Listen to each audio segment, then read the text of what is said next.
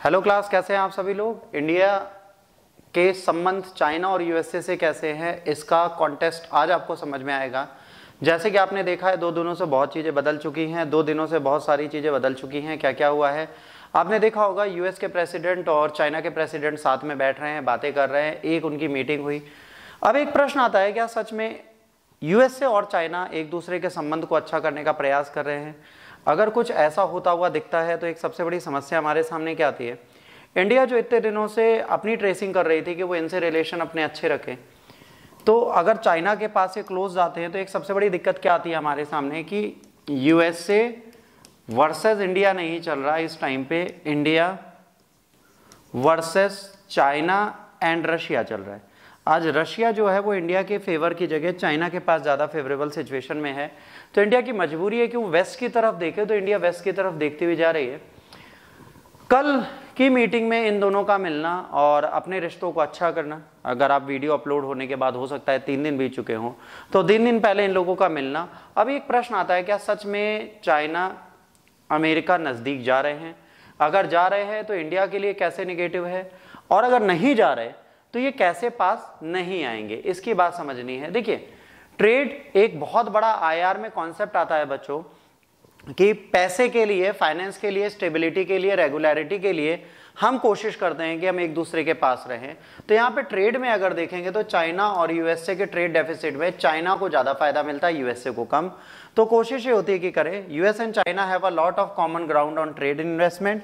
USA goods export to China worth of 150 billion and 1.7 from 2001. तो USA import from China where is 536. So that is the basic reason कि ये जो deficit था जिसके चक्कर में यूएसए और चाइना के बीच में एक ट्रेड वॉर छिड़ी थी, और ये ट्रेड वॉर बहुत लंबी चल सकती थी, बट इसको रेगुलेट करने की कोशिश की और हमने इसे प्रॉपर मैनर में सही से चलाया।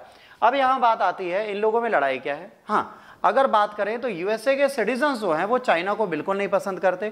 83% USA peoples do not love China. तो ये एक बहुत बड़ा इशू हमारे लिए आता है, ये नहीं चाहते कि चाइना के साथ इनके रिलेशन अच्छे हों। कई सारे रीजन से, मिलिट्री कॉर्पोरेशन की बात करेंगे तो इन लोगों में एक मिलिट्री कॉर्पोरेशन बहुत दिनों तक चला, ठीक है। Soviet invasion, Afghanistan, Vietnam invasion, Cambodia, इन सबके सामने इन दोनों कंट्रीज ने मिलकर काम किया। तो कहीं ना कहीं इनिशियली पॉजिटिव टाइज इन दोनों के बीच में थे, बट कहा जाता है जब इकोनॉमिक बेनिफिट्स की बात आती है तो प्रॉब्लम होती है।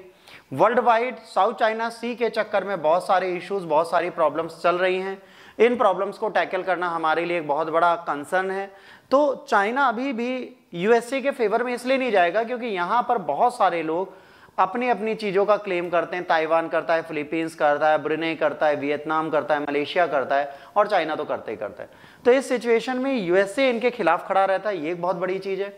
इसके बाद अगर देखेंगे ताइवान इशू पे यूएसए और चाइना हमेशा लड़ते रहते हैं, तो यूएसए और चाइना का क्लोज टाई रखना बड़ा मुश्किल है। वो ताइवान को फ्री नेशन नहीं मानता और यूएसए कहता है ताइवान एक फ्री नेशन है।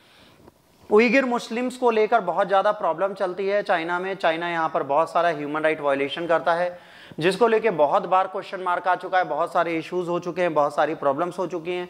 तो ये एक बहुत बड़ा कंसर्न होता है इनके लिए। और डेब्ट ट्रैप पॉलिसी आप सबको पता है, जिसके चक्कर में चाइना अपने आप को बहुत आगे बढ़ा चुकी है और पूरे वर्ल्ड में वो अपने पावर को बढ़ा रही है, दिखा रही है। तो ये एक बहुत बड़ा कंसर्न इनके लिए बनता है। डेब्ट ट्रैप पॉलिसी में बहुत सारी कंट्रीज को फंसा चुकी है, जिससे उन्होंने वहाँ पर लीज कर लिया आइलैंड्स, वहाँ पर अपना नेवल और मिलिट्री बेस बना लिया है, जो वेस्ट वर्ल्ड, इंडिया और अदर नेशंस के लिए बहुत सीरियस कंसर्न है। तो एक एपिसोड ये है कि हाँ, हो सकता है कि चाइना यूएसए के रिलेशन थोड़े पॉजिटिव हो, पर ओवरऑल पॉजिटिविटी बड़ी मुश्किल है। तो वेट एंड वॉच है। बाकी अगर ये वीडियो आपको अच्छा लगा तो प्लीज लाइक, शेयर, सब्सक्राइब करना ना भूलें। Thanks for watching, God bless you all. जय हिंद, वंदे मातरम।